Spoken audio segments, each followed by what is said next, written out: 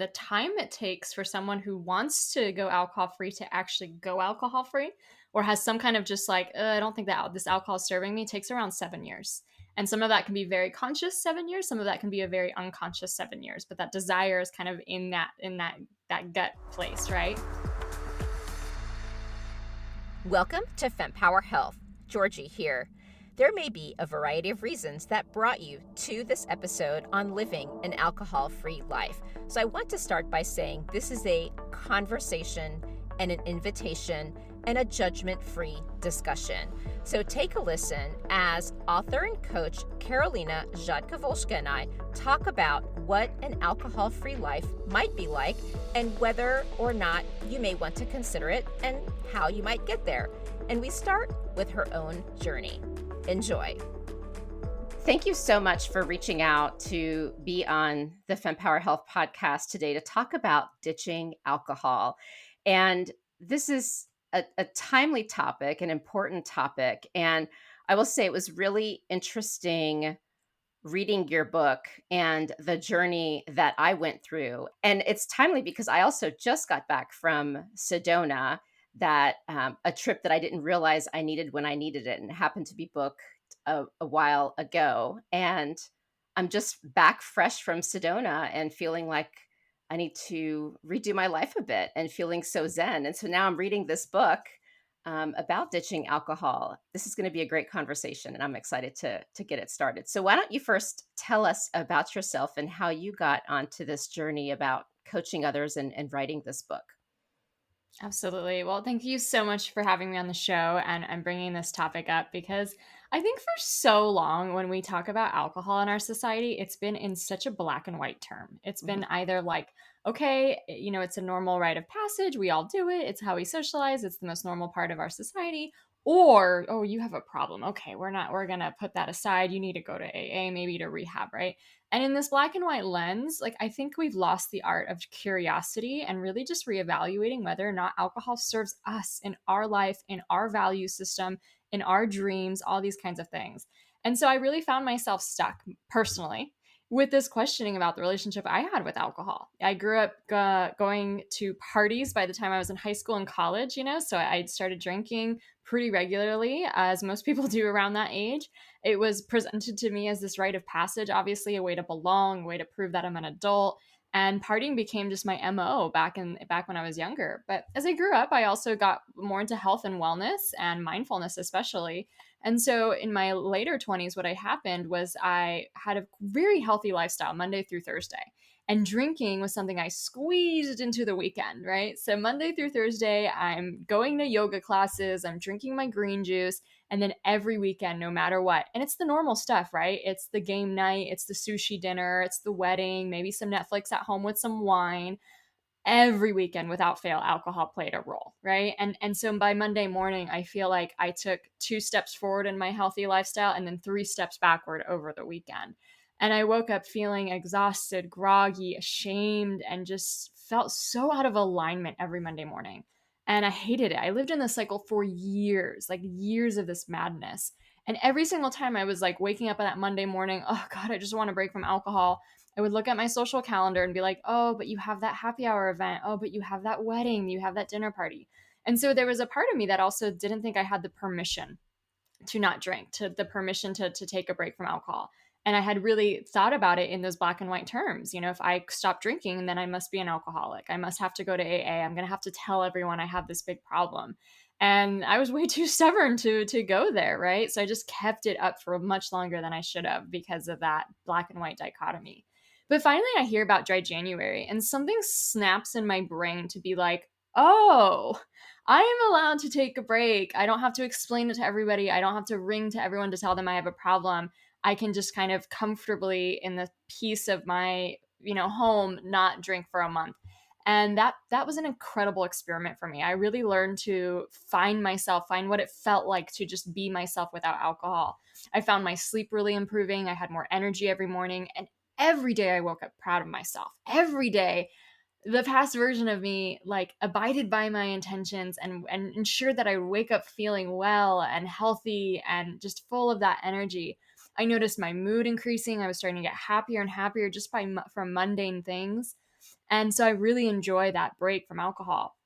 But February comes around and I still have this incredibly strong belief in my mind that normal adults drink. And if I want to be a normal adult, I have to drink. And so I drink a few times that February and the contrast just hits me so much. Even 2 drinks completely ruins my sleep. And I noticed that while I thought I was drinking because it would make me have fun or make me feel happier or just be in the moment, it actually detracted from everything. I noticed the drink or two would actually make me feel cranky or frustrated or even pick little fights with my husband. My mood actually went down. And I was like, wait a minute, why am I drinking? I thought it was supposed to, like, I thought I enjoyed this. And so that like really helped me see and kind of pop the illusion of alcohol in my life. And I decided to take another break at that point, and I've been basically alcohol free ever since, over 5 years now. And what ended up happening was that every single day and week that went by alcohol free, I started to build up my confidence, build up my courage, start asking myself what I really wanted. I really recognized that a lot of my drinking, this weekend drinking I was doing, was like a TGIF. I couldn't wait for that weekend, right? To be able to unwind and let loose, not realizing that it was because I was so unfulfilled with my week, not realizing that I was feeling so bored and stressed with my career. And so instead of drinking over that, I, alcohol free, then decided to change it, right? I knew I always wanted to launch a business and help other people. And I also radically changed my beliefs around alcohol. So I knew I could help other people do the same. I got certified, I launched a business, I wrote this book, and literally 5 years later, I am living the dream life that I always imagined for myself. I work with incredible women in multiple different programs. I travel the world. I wrote this best-selling book. Like I'm really feeling like I'm living into my purpose, and I feel high every day. Like I don't need an alcoholic beverage in order to feel that way anymore. So that's kind of my story in a nutshell, and why I'm so passionate about talking about this topic, because I have heard so many people, whether it was a complicated relationship with alcohol or not, once they ditch it, they just have this explosion of personal development and really going after what they want out of life. Right. Well, thank you so much for sharing that story of yours. So, since reading your book and knowing that we would be doing this interview, I've been doing some soul searching observations and talking to people. And I also polled on Instagram what people wanted me to cover. Is it why ditch alcohol? Is it how to ditch alcohol? And at first it was all about why. And now it's starting to even out between the why and the how. And your book does give a guide, so we can definitely give an overview. But I felt we can't do this conversation justice on the how until we talk about the why. So I'll start with earlier this week. I went out with an old client of mine for drinks, and I was like, am I going to have any alcohol or not? Because again, this is on my mind with our upcoming interview. And I'm like, you know what? I love wine. Like I love wine. I don't drink a ton. I'm not going to drink a bottle. I just wanted to have wine. So I had the wine, and the next day, that night, I woke up at 4 a.m. and I had a rough day, right? So of course, like it's reinforcing, okay, red wine, I know it's not a thing, especially in this stage. I'm in the menopause stage, and a lot of my friends are also talking about the headaches and the migraines, and it's the alcohol. I mean, I know that it is a major factor. So then I'm like, okay, well, do I want to quit? What should I do? And I went for a walk with a friend today, and it was really interesting, the description of when are you an alcoholic versus not? And kind of like what you were saying before, you kind of drink a little bit or you drink too much and you have this disease. So what I'm curious about is what you find when people come on this journey, really see okay, it is now time, and how people come to that journey. Because when I was reading your book, I saw some of the data, and then I got curious and started reading some of the other books that have been written, like Holly Whitaker's Quit Like a Woman, and Ruby Warrington, who I recently interviewed. She wrote Sober Curious. When I read Holly's book, I got ticked off. I was like, so hold on a minute. Society and marketing is literally driving our drinking behavior. And I got ticked. And that's when it like really was like, hold on a minute. This could be impacting the power that I'm bringing into this world. And that's what I needed to hear. And obviously I'm going to see what's going to happen with my journey. But it's just such an interesting complex conversation with so much data that's going to hit everyone in different ways. I'd love your reaction to this journey that even I went on approaching this conversation. Absolutely. And I think it's such a brave conversation to have. I think it's such an intuitive and wise conversation to have because not only have we been basically the way that Holly, talks about it and I do as well, is if we think about it, the way that alcohol is put into our society, it is presented is a rite of passage, right? You turn a certain age and you start drinking, and it is a symbol almost of your independence, your coolness, your rebelliousness, your sophistication, right? Now, alcohol is nothing more than a fermented beverage in a glass, right? It's toxic at that, but it's just a beverage, right? And as a society, we've now attached all this meaning to it. It makes you this type of a person, right? Alcohol doesn't do any of that. That is societal conditioning and expectations we have now put on a beverage, right? And so, yes, like there's this understanding that we were all kind of duped into this. You know what I mean? We were kind of duped into this. And then because of the neurochemistry of how alcohol affects our brains, plus how it's expected of us to continue drinking every social event until we die, it becomes a very strong habit in most people's lives. And most people actually do overdrink. So the majority of drinkers overdrink way past the health guidelines. So then the question of like, well, who has a problem? Who needs to look at this? Who doesn't need to look at this? I mean, like that we also have been conditioned into this black and white thinking around it, right? That only an alcoholic would need to stop drinking. And I think that what ends up happening is like if a woman might have a very intuitive gut feeling that she could do more, be more, feel better, have better sleep, whatever her reason is, it doesn't matter, but some intuitive feeling that she could be better, be more, be happier, be healthier without alcohol. And then all of a sudden this societal, oh, but wait, are you an alcoholic and have to quit, comes in to stop her from actually taking action on what her intuition is telling her to do. So I say, let's banish the question, right? It's a dumb question. It doesn't really matter anymore. Is drinking making you happy? Is drinking aligned with your values? Does drinking help you achieve your goals and dreams? And if you don't like the answer to those questions, no judgment. You're just allowed, you have my permission, you have the universe's permission to explore this and get curious about it in your life, to take an experiment maybe and take an alcohol-free break where you set aside alcohol not for forever, but just for a period of time, so you can then really evaluate how do you feel without it, right? And for me, that's how I literally fell in love with the alcohol-free lifestyle. If you told me I was going to quit forever, I would have never tried it, you know? Right. But by exploring it, I recognized that I liked it so much better. I liked everything about it, and that a lot of the reasons why I did like drinking were actually these false beliefs that I had put on alcohol too. You know, for example, so many people say alcohol relaxes them at the end of the day. And I get it. We are such busy women. We're running around all day. We have so many responsibilities. And then we drink, and it feels like that one time we have me time, we can just let it all go. But on a neurological level, alcohol doesn't actually relax the human brain. Alcohol actually releases more stress hormones into our body. We release cortisol, adrenaline, dynorphin into our body. And when you woke up at 4 a.m., that's literally when your stress hormones were at the very height of that feeling. And all of that anesthetic or sedation effect of alcohol wore off. So you're only feeling the worst of it, right? Neurologically, again, alcohol doesn't relax us. But what they've proven is that we anticipate relaxation and fun from alcohol. They once did a study where they put these brain nodes on people who just left work. So their scientists were able to measure people's brain waves. And everyone just left work, so they're pretty stressed out. All of their brain waves are pretty chaotic, right? And they arrive at a restaurant or a bar, and they all sit down and order a drink. All of a sudden, the brain waves slow down and relax. Now, the kicker is nobody actually drank the drink yet. They didn't receive the drink yet. They just ordered it.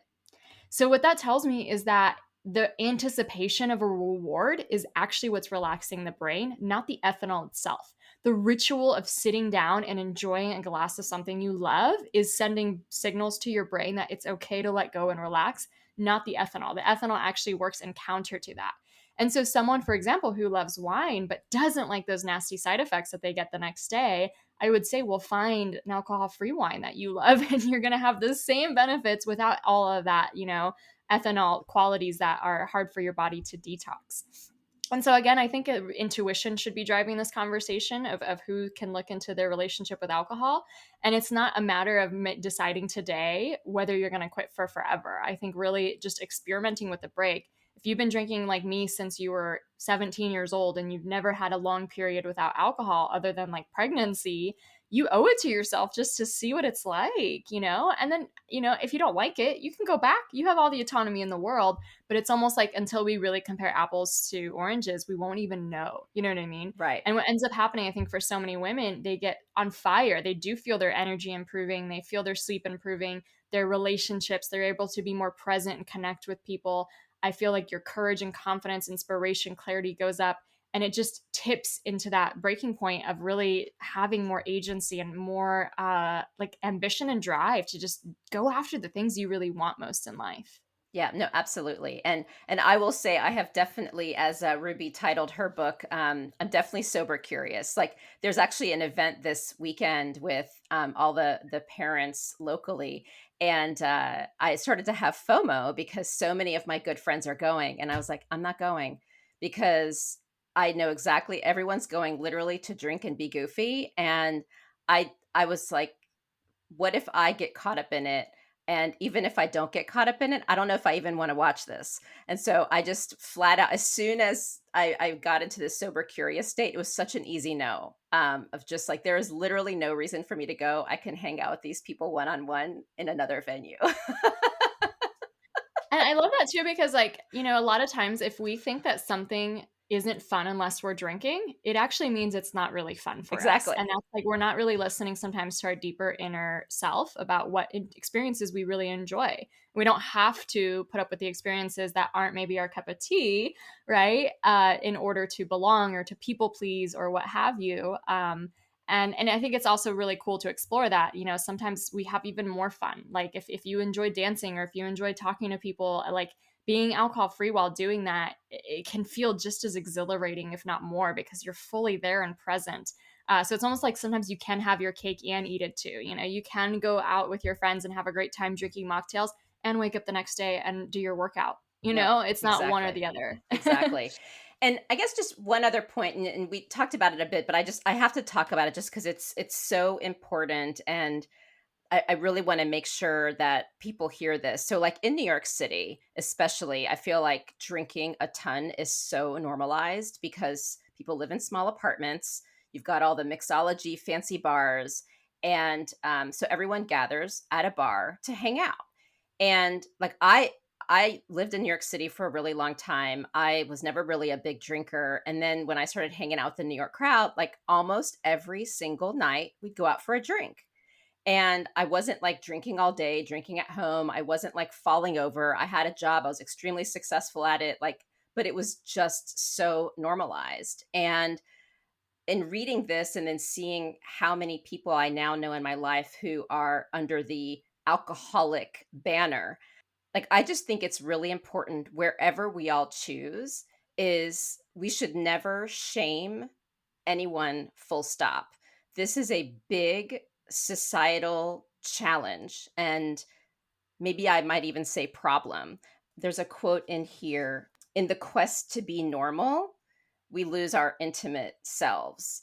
And that's a quote from your book. And, you know, it is normalized to be drinking, going to these football games, etc. And I really want to just have people just really meditate on that as a way to like, what is my definition?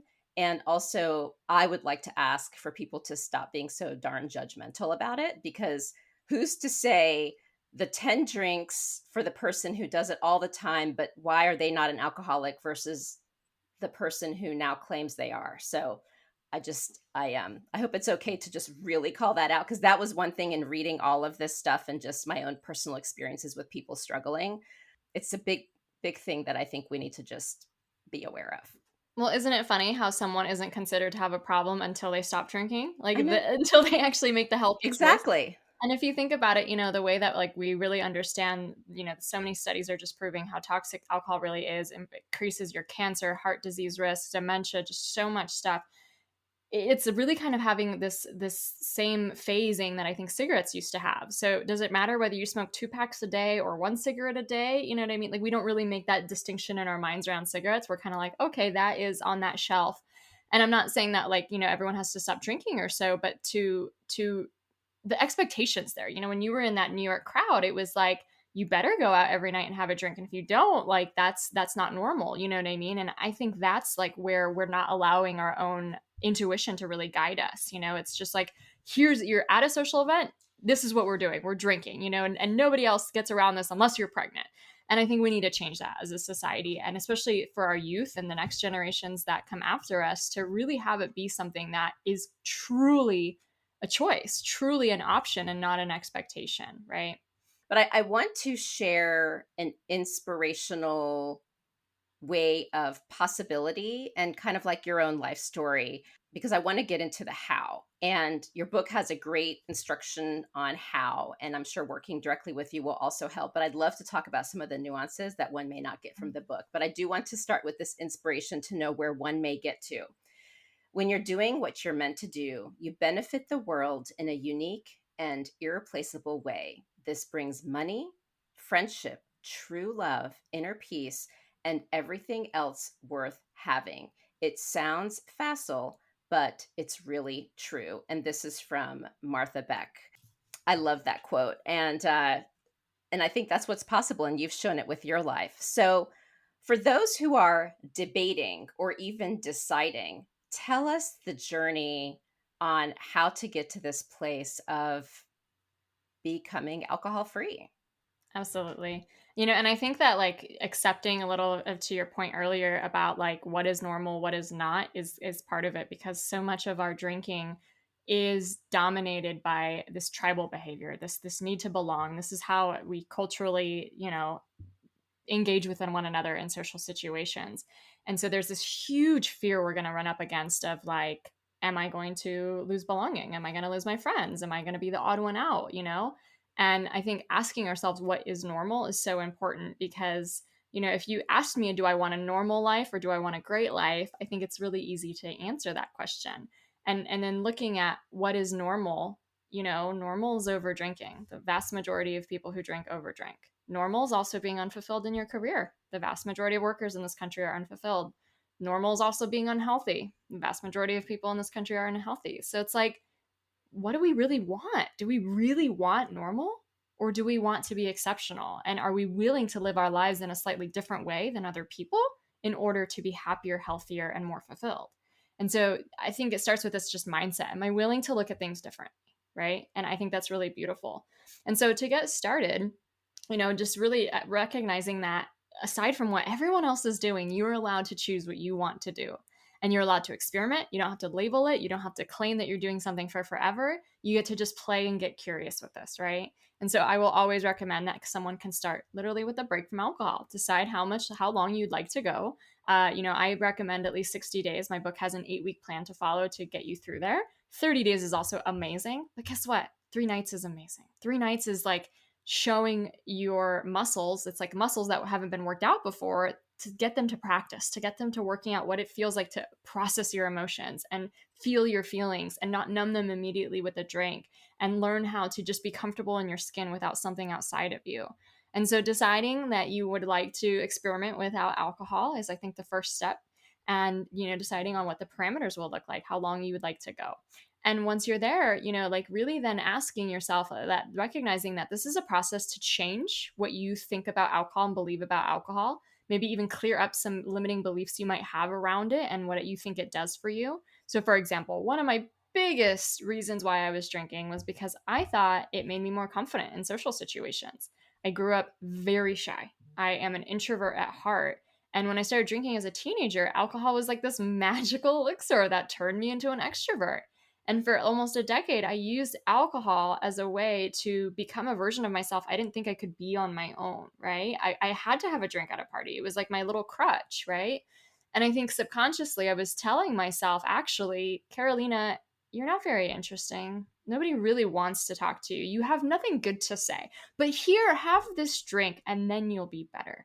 Oh. And let's not even talk about and mention all the times I embarrassed myself, or I had wine stains on my teeth or lips. I mean, every single time I set some intention as well of, okay, I'm only going to have one drink tonight, or I'm not going to drink tonight, and I broke that rule, I lost trust in myself. So over time, alcohol robbed me of confidence. It robbed me of self-esteem. It robbed me of self-love. This idea I have that alcohol actually helps me be more confident is so false. But it didn't see that until I truly took a break from alcohol and was able to analyze this belief and break it down for what it really was.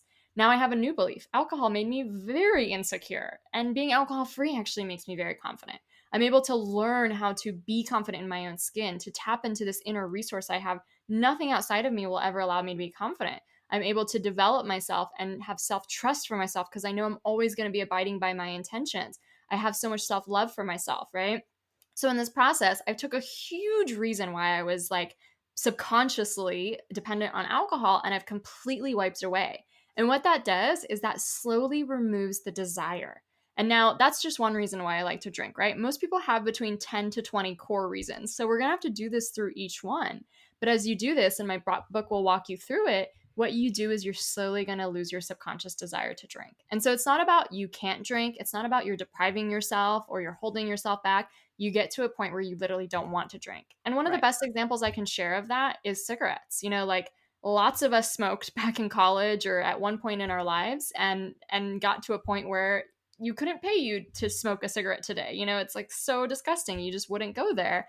There's no desire for it, right? And so imagine if you got to that point with alcohol, not necessarily being disgusted with it, but literally removing all of the reasons why you saw it on such a platform to really see it for what it is. And then you have the ultimate choice at that point. Nothing inside of you is kind of compelling you to drink, outside of you, because so many people have that dual consciousness. They want to cut back. Everybody wants to cut back. Everybody wants to be healthier, but there's still something inside of them that also wants the drink. So if we can fix that part, if we can change that part, that's where that beauty lies, where you truly get some freedom. Right. And so that's kind of like my approach to it. It's not really a habit change or a just deprive yourself for 30 days and see what happens. It's really deep down, and you're going to uncover so much about yourself. Like if you expect that you have to drink when you go to see your family or something like that, that's a personal development game of learning to not people please and to learn to value your own choices and your own intuition over the expectations of other people. That's a lesson in boundaries, right? Like so much alcohol is almost like this symbol, and ditching it is this symbolic way of actually growing so much more personally, spiritually, emotionally. Just the process of even feeling your emotions, right? Someone is stressed all day, they go to a job, they're working really hard, they come home and they drink, and they repeat that cycle over and over and over. They're never allowing themselves to truly feel those feelings, right? But let's say they take a break from alcohol and they really feel the feelings. And you know what they feel? They feel frustrated at their job. They feel frustrated that their boss is giving them way more work than they're getting the pay or the title or the recognition for. They know something needs to change. Maybe they'll have a conversation with their boss. Maybe they'll apply for a different position. Maybe, just maybe, they'll pick up their biggest dreams and actually launch that business that they've been wanting to launch. When you continually numb over the problems and the things, the feelings that are uncomfortable, you'll never find a solution. But when you actually feel them and process them in a healthy way, you will be so much more able to find those solutions and make the shifts and little pivots in your life where needed. And Right. so really, I think it's just an experiment, obviously an experiment in the sense of experimenting life without alcohol, but it's also just an incredible personal development game. Yeah, no, absolutely. And I love the example about the visiting family because I know a lot of folks can relate to that. Do you have any unique stories of people as they've been on this journey of what brought them to the journey, or unique experiences that they've had that may have surprised you that would be helpful to share? And by the way, I do want to caveat, I love that this is not a you must do it this way for this long, because I think we all have enough pressures. And I think it would turn a lot of people off if it was a very like overly prescriptive. So even your 8 weeks, it felt, even the way you're talking now, it seems like it can happen in whatever time. And this is just a really helpful guide. But just any interesting stories that we should bring to life. And also too, sometimes, I say step one might be take a break from alcohol. There's a step before that. There's a step of just leaning in and reading some books and listening to some podcasts, just letting your brain absorb new information about this topic, letting yourself just be open to new ideas and beliefs. So really, there's no pressure there. I have some incredible stories, and really what I care about most is not the alcohol, right? I don't care that people are drinking. It's not about the beverage at the end of the day. It's truly making space in your life for what you really want most, And so when people let go of something that no longer serves them, an outdated habit, an outdated pattern they picked up, like me, I picked up this insecurity in college and high school, and I'm dragging it around into my 30s. You know what I mean? Like, it was time to go and really develop confidence within myself instead of needing this beverage to do it for me. Letting go of these outdated patterns, habits, or ways of being allows more goodness to come into your life. And that's what I care about most, the transformation into making space for your bigger dreams, to articulating what you really want and going for it. So, for example, I had one client who worked a very stressful corporate job, was very high up in that corporate job, but the break from alcohol allowed her to truly recognize her priorities for life and recognize her deeper values, and then have the confidence to go after them. So she always wanted to live in France and just have a incredible experience with her family traveling around. She quit her job. She moved her family to France. She put her little young one through preschool in France, and her little young one learned French. How cool is that? And she wrote a memoir about the experience. That is something that's so just outside of that status quo and that norm, that trajectory she was living, that just gave her so much confidence to go after what she really wanted. I've had other clients that have launched their own businesses or become coaches themselves because they really truly found that they were supposed to go through this challenge for a reason, because they're now supposed to help other people. I have clients who have done things like started nonprofits because they've always been near and dear to their heart, but they just didn't have the time or the energy to actually to give back in that kind of a way before, when alcohol was still present in their lives. I've had clients who've written books about, their incredible journeys. I've had clients who have moved across the world or bought in second homes because they always wanted to have this kind of lifestyle. So it sounds almost too simple, but I've seen it happen so many times over and over again. When you remove the alcohol from your life, you determine what you really want, and then you get the audacity to go after it. And it's just these qualities that going alcohol free gives you in such a full force. Not only that energy, the time. I mean, it's not like most people are spending so much time drinking, right? Like, we're not seeing someone drinking round the clock, but the mental energy that goes into Yes. it. I mean, I was always debating it. Always. It was, should I not? Okay, well, I was invited out, but I have that early morning tomorrow. Okay, you're supposed to work on that presentation, but one drink won't hurt. Okay, but you never stop. It was like this monkey chatter on and on and on and on, recriminating myself, ruminating, deciding, you name it. It took up so much mental space. Now, I like to say this in a funny way, but imagine if someone like Einstein was constantly overthinking about a beverage. Would we still have the laws of relativity today, right? We have these incredible gifts inside of us. We have so much potential to offer back into this world, and we are devoting so much wasted energy on a silly beverage that a huge marketing giant told us to drink when we were 18, right? And so there's so much freedom that can come, the mental time and space. But I also think another thing, the courage, right? It does take a lot of courage to go alcohol free in this society. You have to tell people, you ordering even just a mocktail or a non-alcoholic drink at a bar takes courage, right? Saying anything about it takes courage. Deciding to do something different than other people takes a lot of courage. And I really find that builds that courage muscle for the next step, because trust me, every single thing you want to do in life that's true to you is going to take courage. And so it's like you're strengthening that muscle in this exercise, in this way, to be able to have it overspill in the next way, right? In the next iteration. The confidence you build for yourself too. I mean, I had never done anything like that before when I first went alcohol free. Every day, every week that went by, I was like, 3 weeks without alcohol? 50 days? 100 days? Who is this person? I don't recognize her. And it started challenging all the other limiting beliefs I had. I always thought I could never be an entrepreneur. I never thought I could write a book. I thought I was too shy, too foreign, too incapable, not smart enough, all these things.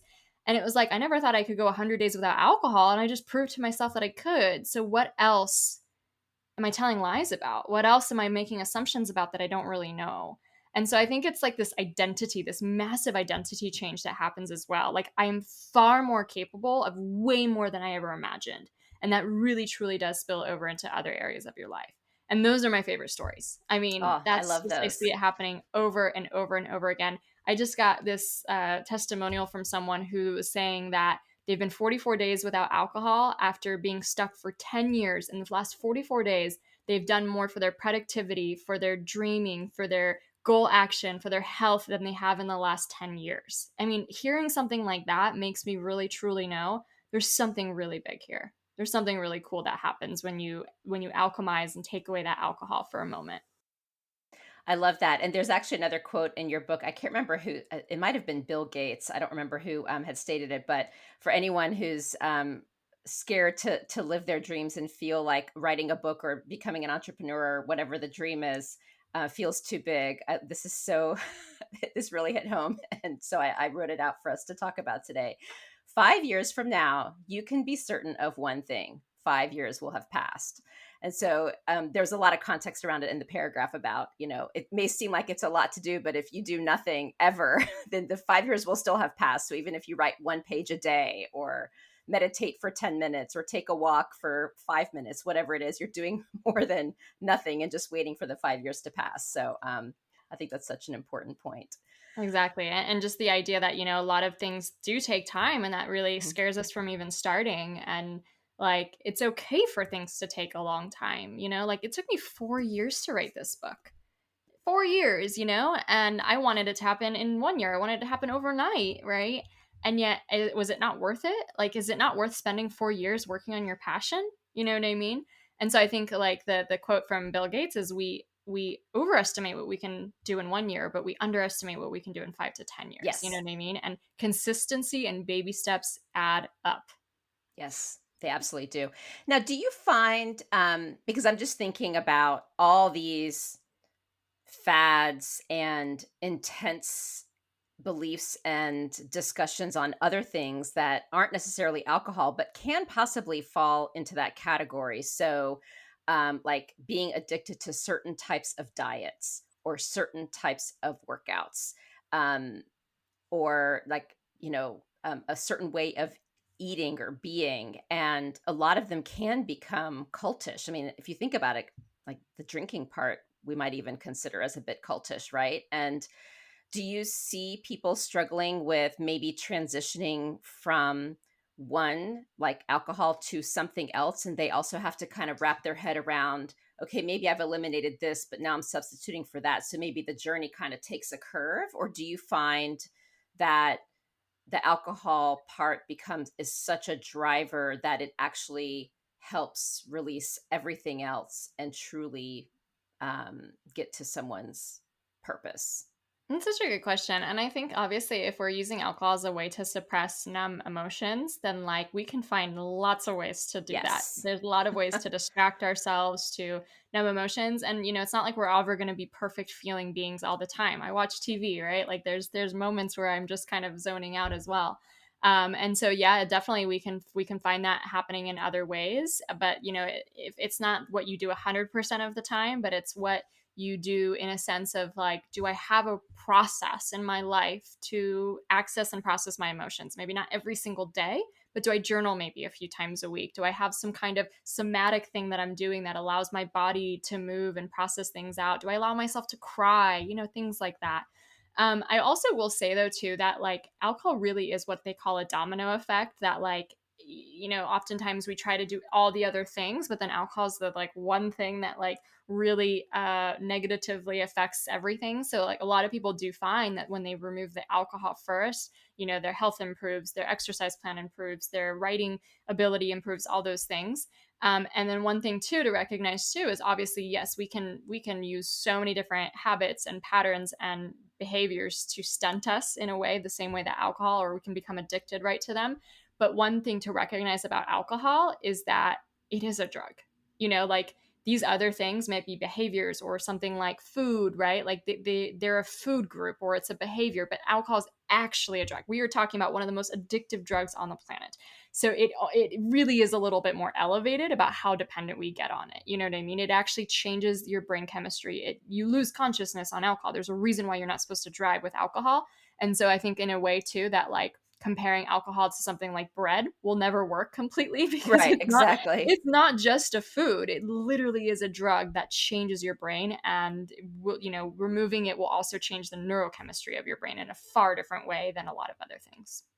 What about and I do not want this to sound as though everyone's lives are busy, right? And they're all busy in different ways, but some genuinely have more on their plate. Like some have a team of people helping them with every single thing, others have to do it all on their own and don't have support.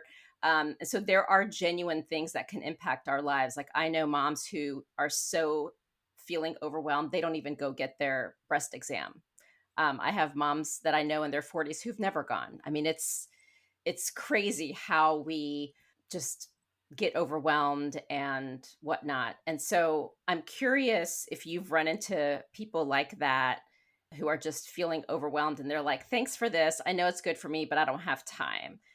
For those who are listening and saying, this is great theoretically, I can't have writing in my journal. What do you mean? Like, I can't even do a page. What would you say to them? And how do people like that get on this path? Absolutely. And, it's really interesting, but a lot of studies show that the time it takes for someone who wants to go alcohol free to actually go alcohol free or has some kind of just like, I don't think that this alcohol is serving me takes around 7 years. And some of that can be very conscious 7 years. Some of that can be a very unconscious 7 years, but that desire is kind of in that gut place, right? And so the timing isn't right for everybody. You know what I mean? Like we're on a journey of consciousness and awareness building. I remember that I used to try to just drink less for a long time. I remember I tried to take off a weekend here and there for a little bit, like I was just kind of warming up to this concept and this ability to just feel things truly and be okay in my skin without alcohol. But at the same time too, like Holly Whitaker talks about this a lot as well of like, there is nothing more predatory than the alcohol industry going over to the most overstressed part of our population and the most vulnerable part of our population. Overworked moms and overstressed moms have such a lack of support, a society that does not value their work, lack of community, lack of so many things. And then to then throw on alcohol, something that biologically releases more stress hormones in their life, compounds their stress, does not relieve stress, makes you wake up the next day even more stressed out from the initial thing that was stressing you out. It's like not having them a tool at all whatsoever. It's really, really, really a dangerous thing that's even causing people to go even more backwards. It like pains me to think that that's kind of how it's set up today, that like really the most vulnerable are offered alcohol as a support system instead of a true support system, and industry makes a lot of money off of that. And they make it cute, right? They make it cute with mommy wine juice and little sayings about the most expensive part of having kids is all the wine you have to drink. It's not cute. You know what I mean? Like women are dying. Women, even our breast cancer risk goes up by 15% with just 2 drinks a week. Like this is not funny stuff, right? And so I think just having a mindset shift too about really seeing that like alcohol is not ever helping me. And alcohol is not, it's literally compounding my stress. It's taking something that would have been a molehill and something that I would have developed emotional resilience around had I been able to just feel it. And it's making it a mountain, right? It's making me unable to handle the stressors in my life and to really cope and to really be present. It's making everything so much harder. And I'm not saying that because of my belief system. I'm saying that because thousands of women have told me that, right? And so, with the lack of time as well, it's like, well, what is really a break from alcohol look like? It's actually giving you more time by replacing an activity that was very mindless and not something that was getting done, and giving that same time back to you to focus on yourself instead. You know what I mean? So it's the mental energy that comes back, the sleep that comes back. Like how many times did I just go to bed too late? I stayed up till like 11:30 or so watching a Netflix show with my wine. How much would I have been so much more gifted if I just went to bed earlier and passed on that? You know what I mean? So I think what's really needed is a little bit of a mindset shift that like you get more time back, you get more energy back, and you get more resilience back. The ability to handle your emotions and situations with a energy to be able to take what life is giving you instead of always feeling so overwhelmed. Alcohol produces that feeling. I mean, when we drink alcohol, we actually release this neurochemical called dynorphin in our brain. And dynorphin makes us feel very stressed, low, and sad. In fact, people who commit suicide have been found to have high levels of dynorphin in their brain. So there's just no way to me that alcohol is truly a solution. And if you think about it, I have this client who has this exercise that she does with her clients. She's a business client that I work with, and she asks like, let's pretend to make a perfect drug. What would this perfect drug do for you? You know what I mean? It would maybe relieve some stress. It would make you feel happy. It would make you feel fun, but I'm sure it would have none of the negative side effects that alcohol actually has, right? So no shape or form is alcohol this perfect drug. It kind of sucks. You know what I mean? The negative consequences, I think, far outweigh any supposed benefits that we get. Yeah, absolutely. Now, what about this subconscious fear of getting what you deserve in life. We can never get to this place. Like you even said, oh, well, I watch Netflix sometimes. Like there's so many things that we can do. The alcohol, exercising more, getting to bed on time, putting that darn phone away. I think even with the decision to ditch alcohol, I could still imagine fear playing a big role in meeting your potential. So what would you say to that? Like, what have you seen in your really hard cases help people get over that hump to know that that quote I shared when we transitioned to this topic is truly possible for anyone? Yeah.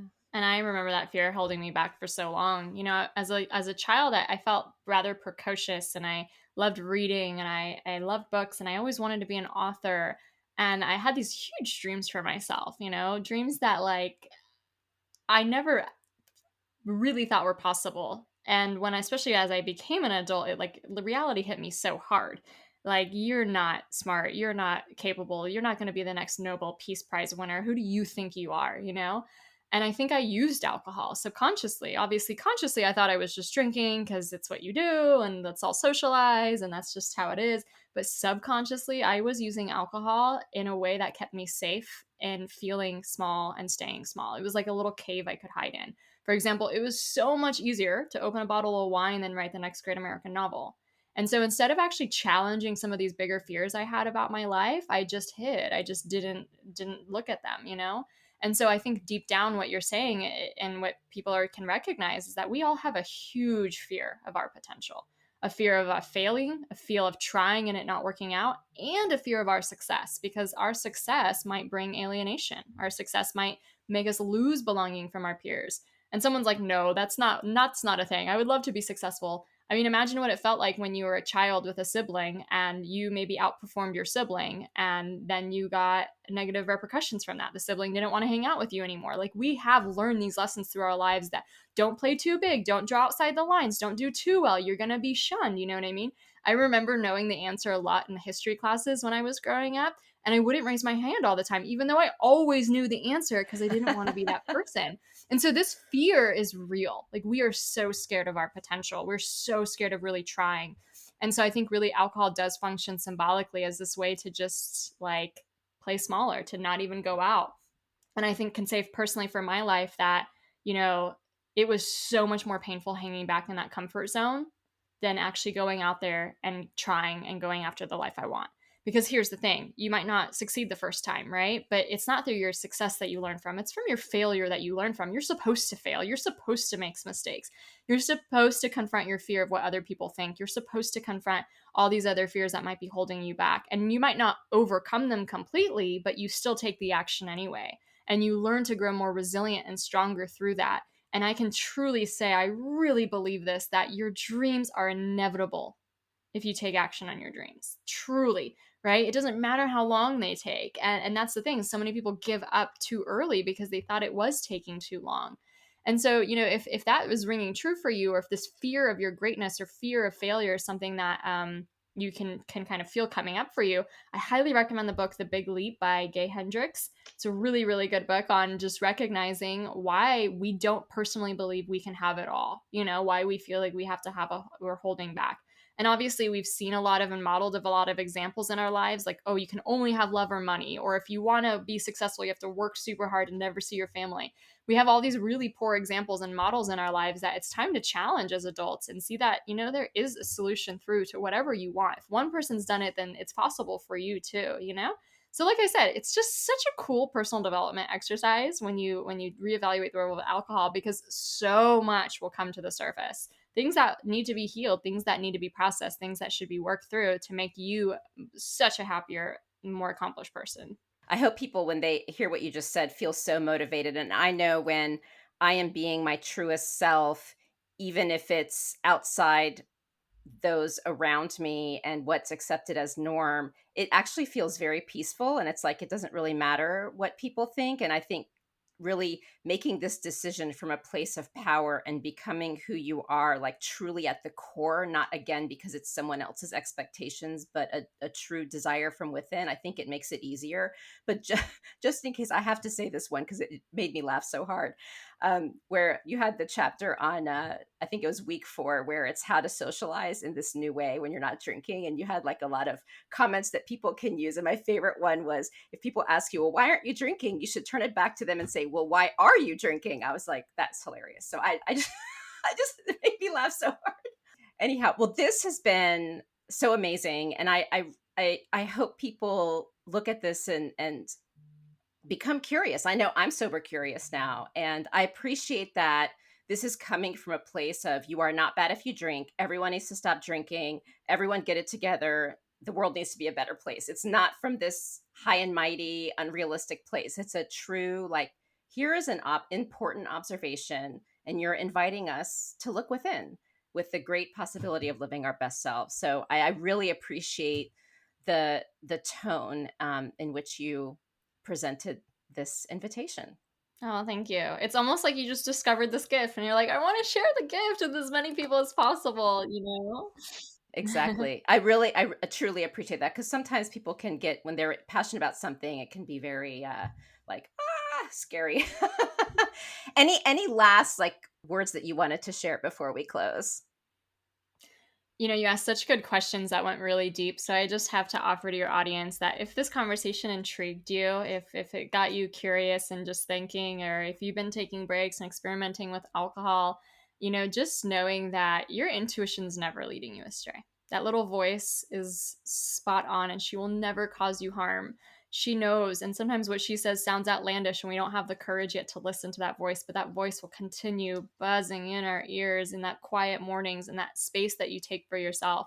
And just don't be scared to listen to that voice. It's not some lifelong commitment. It's not this huge thing. Just take it baby step by baby step, one step at a time. If your next step today is to buy a book, that's incredible. If your next step today is to try a new alcohol-free beverage, that's incredible. If your next step today is to put up the website you've been wanting to put up for so long and claim that space, then that's incredible. Just take your intuition as it's handing you. She won't lead you astray. And there's so many supportive people, so many supportive podcasts like this one that will continue helping you. Thank you so much for your commitment to helping all of us get happier and more confident by going alcohol free. Oh, thank you. Such a great conversation.